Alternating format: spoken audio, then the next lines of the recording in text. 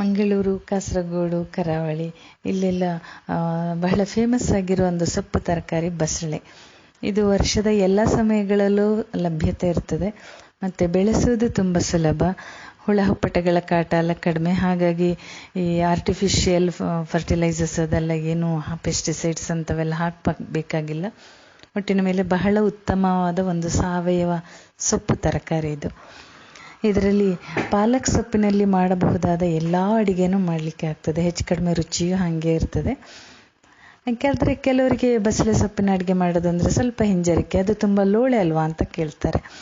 ಬಸಳೆ ಹಸಿ ಇರುವಾಗ ಲೋಳೆ ಇರ್ತದೆ, ಆದರೆ ಅದನ್ನು ನಾವು ಬೇಯಿಸಿದಾಗ ಒಂದು ಕುದಿ ಬಂದ ಮೇಲೆ ಅದು ಲೋಳೆ ಇರಲ್ಲ.